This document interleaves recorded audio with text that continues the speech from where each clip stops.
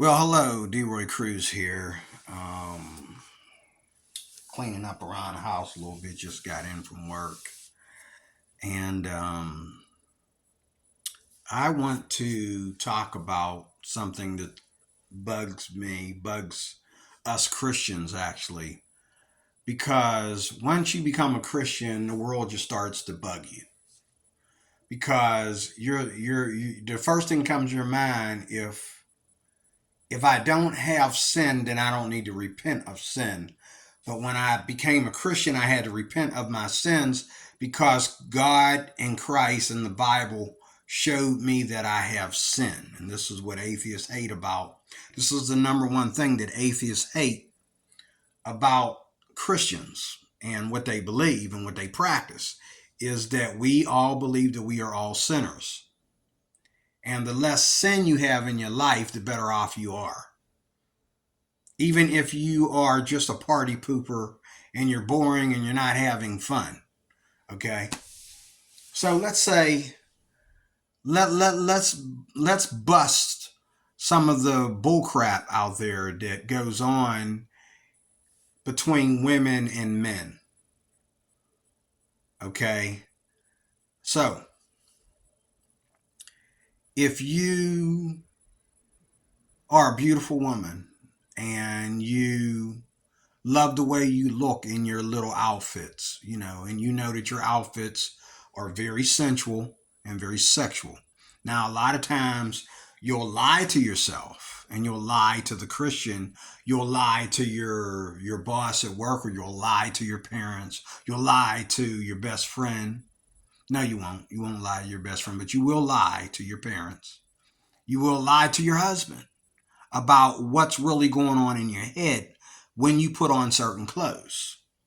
See, if I'm married and my wife decides today that she's going to be away from me for 4 or 5 hours, I'm not married. But if I was, now when I was married, my ex-wife was more concerned about what I'm wearing, what I'm going to be wearing out there in public and all like that, that's the weirdest thing that a man ever goes through. Usually it's the men that are worried about this with the women, but my wife worried about what I was going to be wearing. And she was very legalistic to match up with my faith in God, which didn't work because men don't have to worry about being sensual and sexual with women unless they really, really, really, really go deliberately to be sensual and sexual with women. Okay. Like a man has to really, really, really go to the gym and work out, or, the women are going to look at him like, oh, he's got cute nipples, Um, he's got a cute belly button or something. I mean, even that is sensual. Even that is, if another woman can look at you and say that you have cute nipples or you have a cute belly button, you probably shouldn't go outside dressed like that, or not dressed, or go outside with your shirt off. Okay, but my ex-wife didn't want me wearing shorts, which I already had a conviction about that. Not wearing shorts in general, but wearing like shorts to go above my knees, um, and wearing tank tops like this one I got on. Now, when I was married, I was a lot, you know, in greater shape because I worked for a lot of companies, that moving companies. I worked for the package companies, and I worked for companies that move furniture and stuff like that. And I was working out as well, and so I was pretty buff. And I was down to, I think, when I divorced my wife, I had went up to about 155 pounds. But before I divorced my wife, probably, a year before the divorce, I probably was weighing about 140 pounds. Okay. And I only had like a pinch of gut, just enough. You couldn't tell I had a gut until I took my shirt off. Okay. Um, and I lost a lot of gut in Job Corps before I got married, because in Job Corps I used to practice karate, And we used to sweat. We used to turn off the air conditioning and sweat when I used to practice karate. And the exercises that he made us do and the lack of food there at the Job Corps Center, I mean, if you didn't eat your oodles and noodles that you bought at Kmart, you didn't have to worry about getting fat. But people had their families bringing them food, and they had, they would buy food from the store and they would microwave whatever they wanted in the dorm rooms. They broke that ban and allowed that to happen because a lot of the students were actually willing to quit the school because it didn't fit their eating habits, believe that or not. How you like those apples. But um, the point is, um, we, I was in good shape, and we had that addiction to food. Okay, um, and I don't have that addiction to food as much as I used to, and I'm starting to lose my weight. I went down to from 184 to 170 just recently, and now I'm back to 189, I think. 189, 190, somewhere in there, and that's not good. And then I've also been recently diagnosed with diabetes. So, and the diabetes are nothing, they're just in my blood. They haven't affected me other ways yet. They do the medication and the medication mixed with my age that I am now causes me to go to the bathroom a lot. I suffer, almost IBS. I'm always having gas and having to go to the bathroom. I pee a lot, and all like that. I can't, like, if I was to travel from here to New York, which I was surprised when I did recently go to New York in 21, that I only went to the bathroom once before I got into New York from Pittsburgh, 6 hour drive. Um, but the point is, I'm not getting into my. I don't want to get. I always get off like that. I don't want to get into my diet plan. I just want to express how you know I'm trying to lose weight, and it's not because of women. It's because of everybody. Okay, it's because of guys and women. It's because of the way I get treated by people. When people look me up and down and they think that they can talk to me a certain kind of way or whatever because I got this gut sticking out. And so, I mean, you got to understand that when you're out, when you're dealing with the vast majority of people, when you're dealing with the crowd, when you got friends and all your friends are your church friends, or you go to school and all your friends go to the same classes or something like that, you might have a lot of social things in common. But when you are dealing with the crowd, okay, and that's one thing, like these two pictures right here of these Filipinas. These Filipinas don't understand that American men and Western men of the UK, Canada, and America, okay, okay, um, they have been marked by the crowd. Their sexual appetites come from within the crowd. They don't come from the Philippines. And they don't come from conservatism or Christianity. They come from the crowd. Okay? So their sexual appetites and their social appetites are from the crowd. They're not from their most holy faith. For most men. So, you got a guy that goes to church, that goes to the Philippines, and he's going to lay down with several girls, telling these girls that he wants to someday get married, but yet he's laying down with all these girls before he ever ties a knot with one of them. Okay. Now some of y'all think that's okay, and that's why I'm talking about this. That's why I'm doing this video, because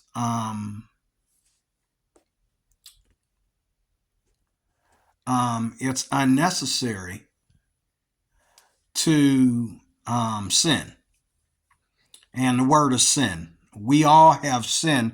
And what sin is anything that is displeasing to God. Sin is anything that is contrary to the Bible. The Bible's plan for the human race. The Bible has a plan for the human race regardless of whatever else it says. Now the atheists, they seem to think that you can just go in the Bible and read a story about some woman being raped, and so that means that Christians want to rape women because you read a story in the Bible about a woman being raped, or maybe several women being raped. But if you had read it in context, you would see that that has nothing to do with Christianity. There's a lot of history. The history of the pagans in there is right next to the history of the Christians. The war is the war between Christians and pagans. Not only were the pagans willing to have everything from harems of, women and sex parties to go with it, okay, where there was a lot of, sleeping with strangers, all the way to gayism. All this was going on. All the way to male, cult prostitutes, harlots, female cult prostitutes. Okay, this all was part of Babylon. This was all part of, Moab and,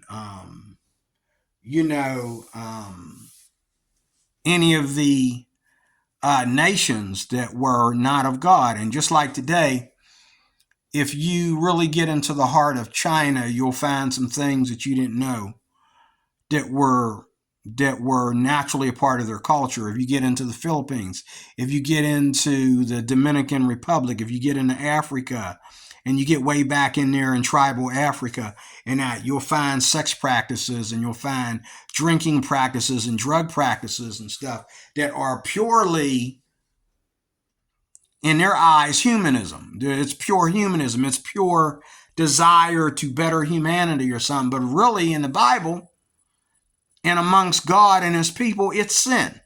It's all sin. It's all pagan. Okay? Okay, and to start off, let me say this too, that in my opinion, as a Bible-believing Christian, there is no religion. There's just false religion. There is no religion. Religion is just religion. It's false religion. There is no, God did not ask anybody to be religious. God did not ask anybody to pick what religion they would be in. God asked everybody to be his people. And he did not ask us to be his people over there, there. Sure, you can be his people over there, but you're all one. You're all a supremacy of one. You're all the supreme of one supreme being. You're all the supreme of one being, of one supreme being. You're not, okay, well, we have the Muslim version of God, and we have the Jehovah's Witness, the Mormon version. We have the Hebrew Israelites. We have Christian Scientists. We have, religions of the Philippines, religions of of India, religions of the Middle East that aren't Islam, and all this. It's all false pagan religion. It has nothing to do with God. Just like, for example, in Islam, Muhammad was real. Muhammad was a man who molested children as a prophet of, what he thought was God, or what he knew was not God, and he didn't tell you that he knew that it wasn't God. But in his false religion, he molested women, and he married the women that he molested. So, in his eyes, he made it correct by marrying the women that he molested. But the thing is, he was a rapist and a child molester. And he's real, because that's what men do. That's what men in third world, when third world people make policies for their third world, okay, and they can't even get to the more positive world for what they're living on and what they're going through, they're suffering in that. this is what they do. And it's the same way. Not only was it the same way with Muhammad in his time, but in that time, Africa was that way. Most of the cities in Africa, or the areas of Africa, and all the dark complected peoples of those nations around Africa, and so forth. There's religion in Jamaica. It has nothing to do with Almighty God. It's just, matter of fact, Jamaica has its own view of voodoo. Like there's voodoo in Africa and there's voodoo in Jamaica. But Jamaica and Africa, they can blend all that together. And then there's Christians in Africa, but there's also Judaic Christians in Africa, which there's no such thing. You're either a Christian or you're Judaic, or you're Islam or something else. You're not a Christian plus something else. You are either a Christian or you are a false Christian. You don't have to mix anything with Christianity. And if we're reading from the same Bible, one of us is false, the other one is true. Because the same Bible puts us all together. Now, I'm not talking about denomination, where all we do with denomination, like the battle between Baptist Christians and Pentecostal Christians or charismatic Christians or all that. Charismatics believe, it's very simple. Charismatics believe that every word of God is true. Charismatics believe that every word of God can manifest in this modern day time, especially if it's written in the New Testament and it was preached by the Apostle Paul, because the Apostle Paul and the Apostle Peter, they spoke on the modern day church, separate from the Old Testament. So if Paul spoke in tongues in his time, we are in his time. We are not that far away from his time that we can say, well, that was a long time ago. We can't do that. If Paul spoke in tongues in the modern day church, we too are permitted to speak in tongues in the modern day church as God gives us utterance. It's not a pagan thing.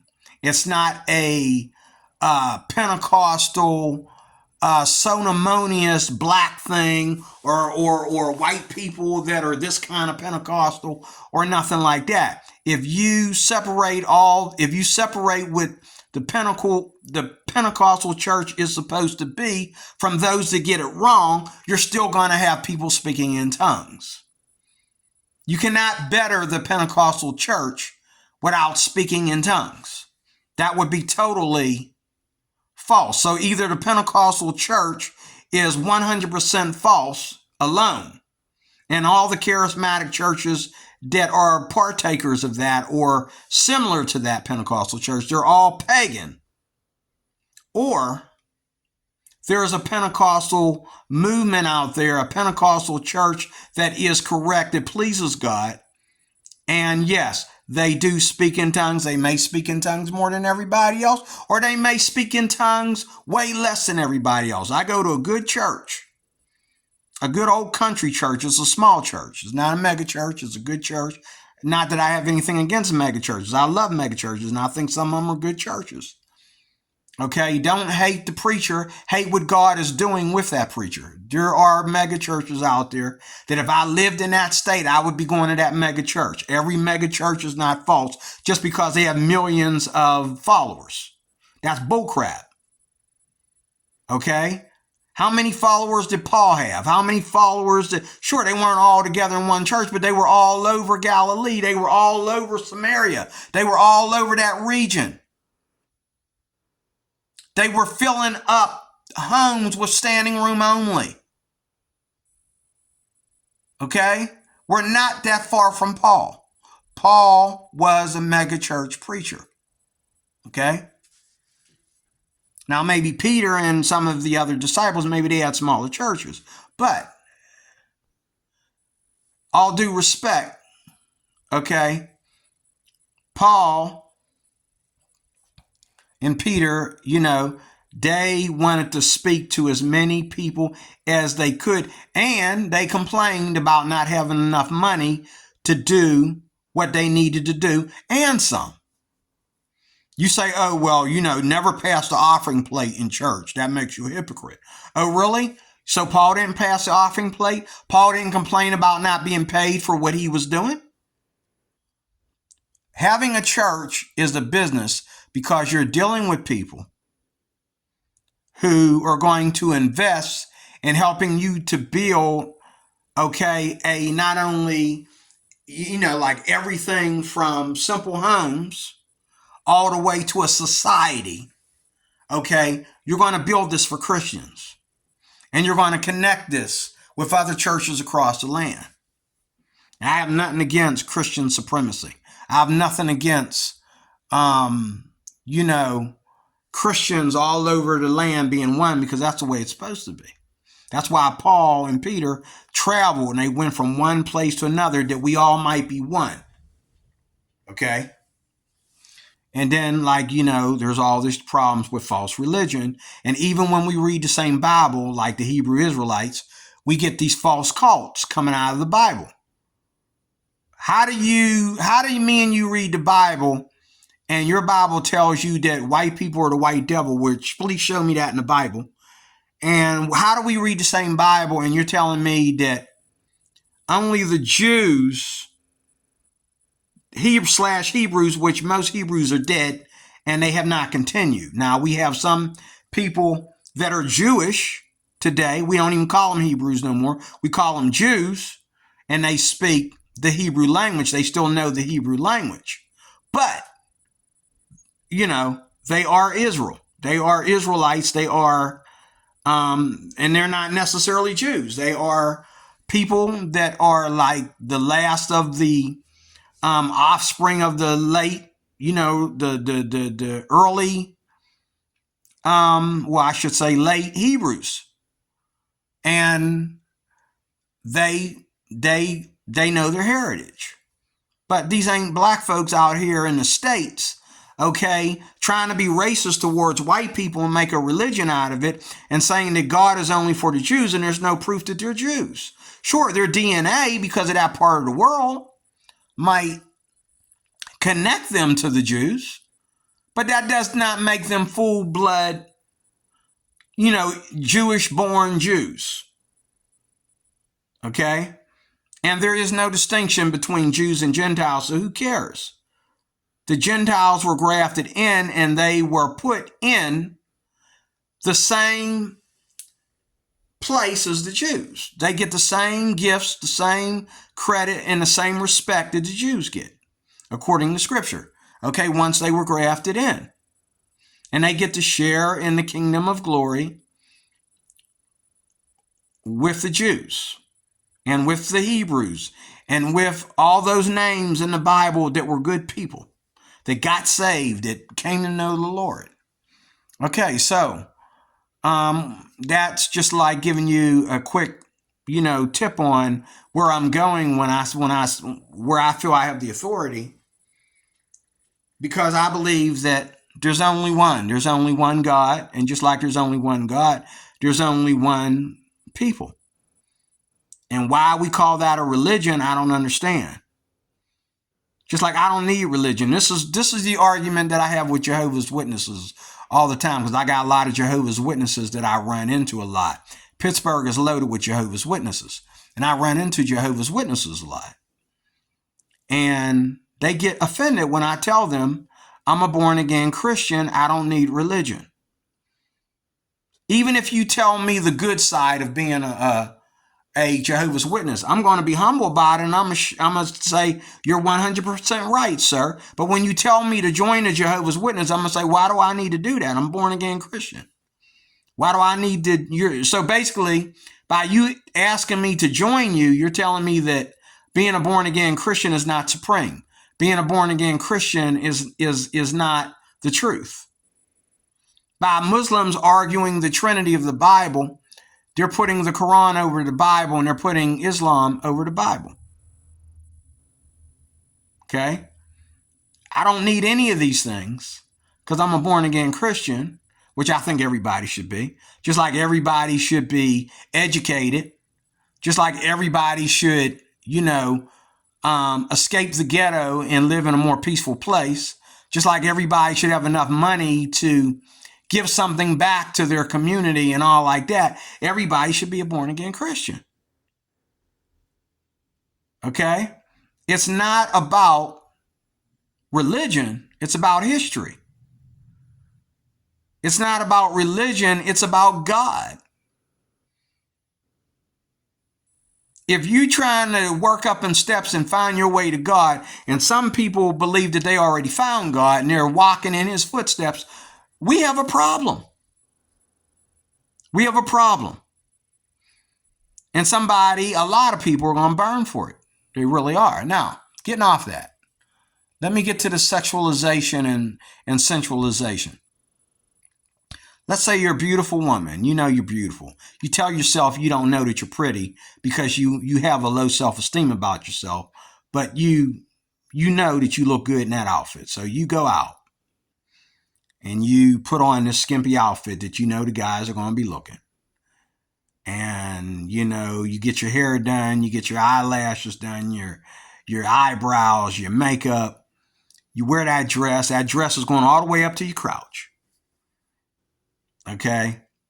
And there's always one thing a woman does modestly 90% of the time. A woman will do one modest thing when she dresses up skimpily.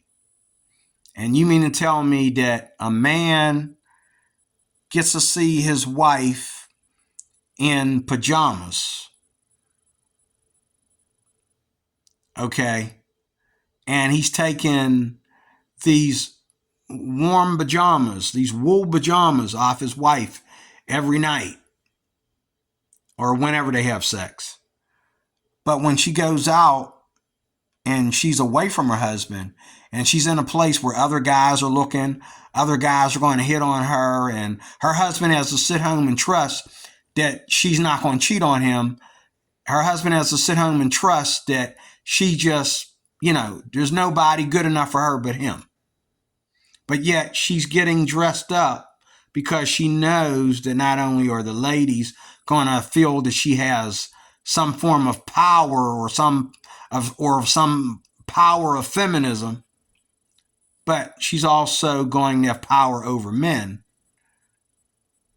okay, by dressing that way. And she's also going to make men look and drool and want to talk a lot. Like, what do we see in the workplace today? We see the prettiest girls get hit on by everybody.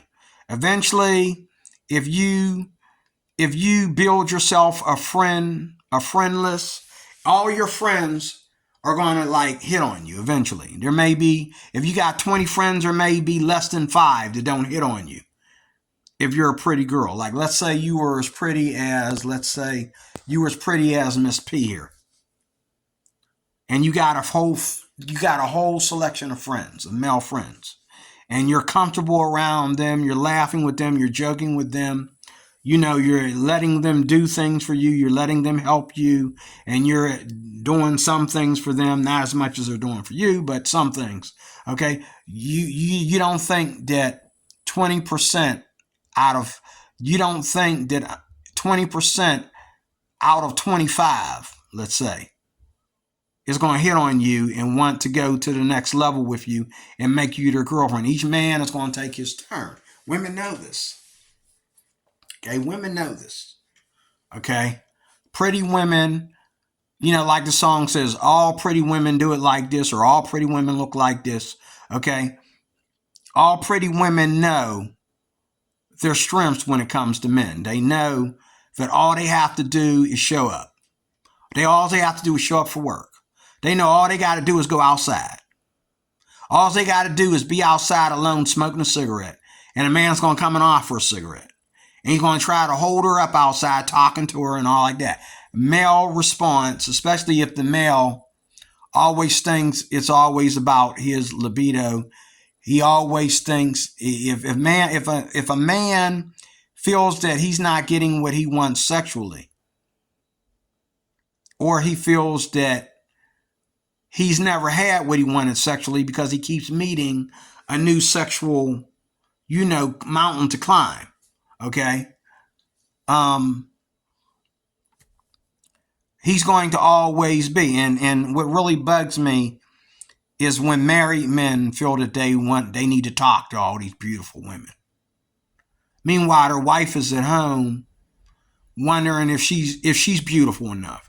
She's wondering how to make her husband love her more and be excited about her in the bedroom more and all like that. But meanwhile, he's at work having private talks with this woman and private talks with that woman, pulling women into his office and shutting the door. They have private talks, okay? And he's driving women, you know what I mean? Like, one thing I won't hear about is my spouse. I'm not married, but if I had a spouse, nobody gets in the car with my wife. My wife ain't taking you nowhere.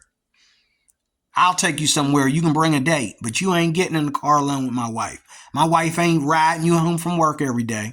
This is a problem I've seen in the workplace. This is one way that opens the door for adultery. Women driving men home from work, men driving men home from work. And back in the day, the majority of women had a conviction about this. They don't have that conviction anymore. It's like they expect every man to be okay with it. If you're not okay with your woman, okay, taking men home from work because they don't have a car. If you got a problem with your wife having a male personal friend that's always with her, she's always taking him home from work, he's blowing up her phone or anything like that. If you get jealous, these women will tell you that you're less of a man. Other men that are doing the same thing will tell you that you're less of a man and that you're too jealous and that you will, you're going to lose her, and you will lose her. Because why? It's not because you did anything wrong or said anything wrong by telling her you don't want to see other men in her car. You don't want to hear about it. You don't want to see it. You don't want to catch it.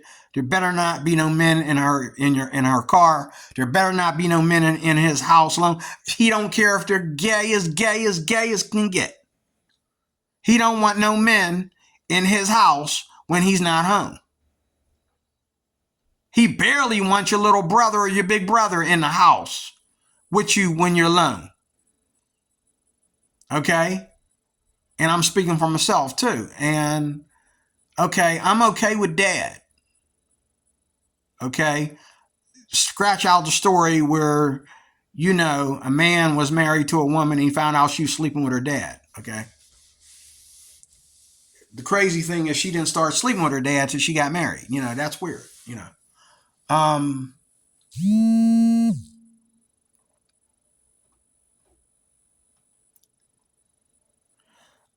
didn't put my phone on do not disturb. I should have. I'm sorry. Hopefully I won't get too many of those. And I can always pause this and go to do not disturb. But anyway, so you go out there and you are wearing these skimpy outfits around, you know. I mean, you know, you're showing skin, you're showing cleavage, you know, you're showing a top that, you know, shows your bust, okay? You're wearing skirts that come up to your crotch, okay? And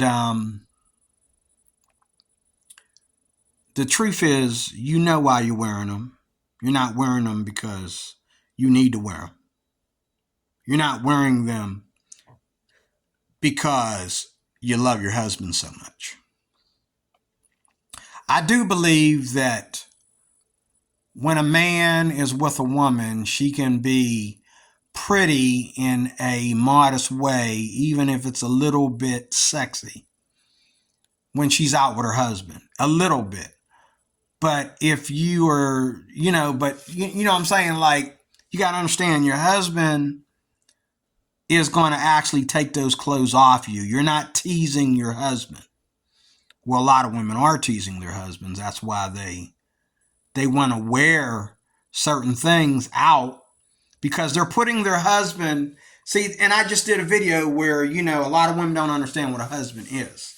A husband doesn't force his wife to have sex with him, but does a husband have to always do something special or say something special after he's married to have sex with his wife?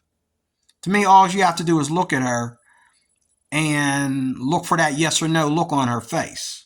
or if you two are sitting there watching TV or whatever, all you got to do is look at her and look for that sign of her being tired and not really interested or whatever. You don't have to ask your wife for sex. You know what I'm saying? You ask a prostitute for sex, and you offer to do something for her, if it's not money. And the same thing with women that you might meet on the street or on the job or whatever.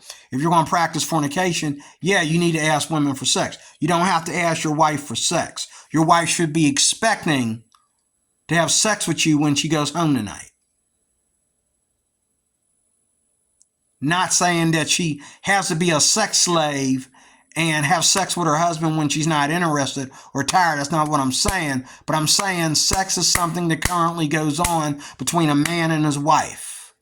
But yet a lot of women go out, even when they're with their husbands, they'll dress skimpy and expect him to not be offended by it. Why? Because they're putting their husband in the same category with the other men. Where if your husband was picked, see, when you get married, he doesn't just pick you, you pick him back. Or vice versa, you pick him and he picks you back. But you don't marry a man and then make him compete for you. He won the competition when he was the only one that you married. If he has to compete with you, you should have a harem of guys. You should be married to about 5 to 10 guys. But you married one. That means he's the king. He doesn't have to compete over you. You don't ever put your husband up against another man. I don't care if his wee-wee is too little. I don't care if he doesn't make money as much as other men. I don't care if his attitude is lousy, if he's unsociable and what is that word? Here's a word, stuck up, okay? Or any of that. If he's unsociable, unstuck up, if he can't get along with other people or whatever, okay. He gets along with you. He don't need to get along with other people. He gets along with you. So, hey, go over to the house for Thanksgiving and be over there for a minute. And sit there next to your husband. Don't go running around the house, okay, claiming that you gonna go in the kitchen with the other women, but the men see you in there not having respect for your husband, and they're gonna go in there and interrupt because they want to rap to you. They want to hold you up because you're beautiful and you're wearing clothes that make them think about you that way. And don't tell me you don't go through this every day. A lot of you. Okay? Don't tell me you don't go through this. And I love how this video that I've watched most of her content going all the way back when she was younger up to now. But she says, Filipinas do what in bed? Well, first of all, the only thing she says in here is Filipinas hold how she put it? They hold to something. It rhymes. She says they hold to something while he sleeps. My ex-wife used to do that. So what? And we're divorced. That has nothing to do with a healthy sexual relationship. Oh, they hold something while he slumbers. They hold the boner while he slumbers or something like that, She says, but and you think that, we're over here in America, women are waking their husbands up with blowjobs. Okay, so what do we want? Do we want her to hold do we want her to just hold the pole while he slumbers, or do we want to wake up to feeling something wet and juicy? You know what I'm saying? I'm just saying. Like, this is where I get offended, and I don't know if I should be, but I get offended by when people act like they don't know the difference between violating God's plan for sex, love, and marriage. And you going out there and getting all dressed up and all like that and asking questions that ain't none of your business. Like, if you're a pretty girl and you worried about and you're concerned and you're beautiful. Your dad knows you're beautiful and he's a man. Your mama knows you're beautiful and she don't feel sorry for you. She's more almost jealous of you because she wasn't as pretty as you when she was that age.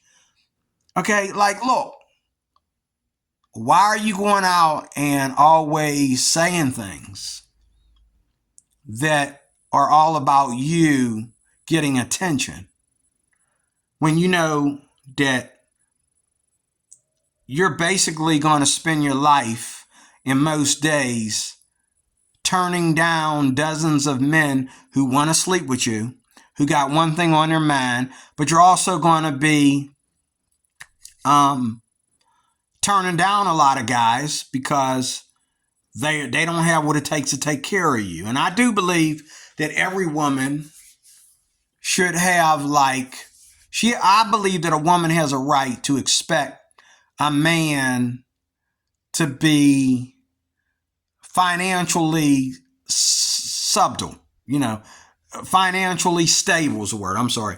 Financially stable. Not rich, but financially stable enough to take care of two. Like if you and your husband want to get together and do something every Sunday after church, that shouldn't be, that shouldn't break the bank. That shouldn't take bread off your table or take food from the kids for you and your wife to do something wonderful for each other on Sunday after church. You're both working and Sunday is the day when y'all get the family together and go to church. So you decide to, you always got a babysitter on Sunday. You're going to leave your kids over your friend's house who goes to your church and they're going to play with his son and his daughter, okay, and hang out with them. And they're going to go out to eat and have a good time. You and your wife are going to go out and spend some time alone. That's your day alone after church every Sunday. You want to just go away and run off and be away for a day or something to keep your romance and your love and the celebration of your love hot and fresh. Okay? There's nothing wrong with that. And, you should be financially stable enough to do that. Also, you should be financially stable enough for every holiday to celebrate your love on every holiday and your birthdays and your anniversary. Mother's Day. Okay? You should be financially stable to keep up.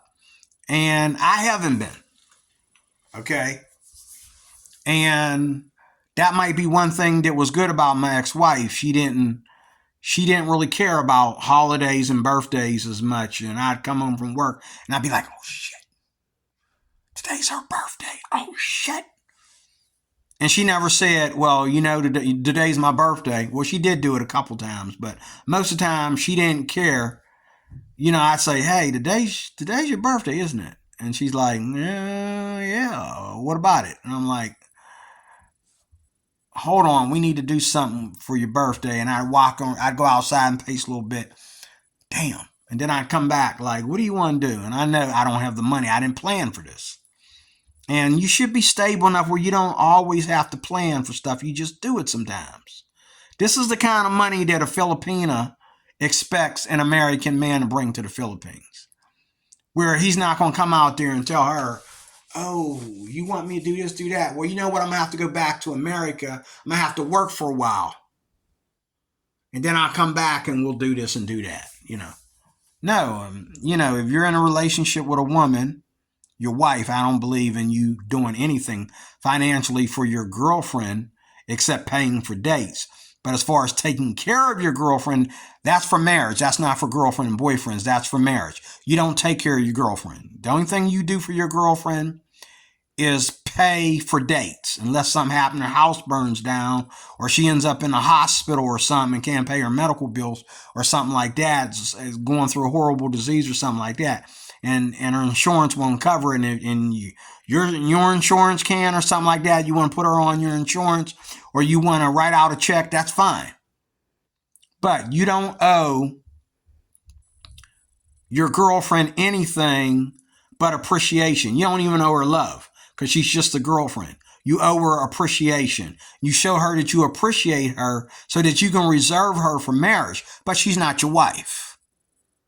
You don't owe her sex. You don't owe her to be out with her every day. You don't owe her to, move in with you to make her cost of living cheaper for her. No. You owe her to appreciate her, and you do things to show your appreciation, and you help her because you are her companion, but you're not her husband. You are not her husband. You don't owe her squat, except to, if you're going to date her, pay for the dates. Be a ladies' man. Be a man about it and pay for your dates.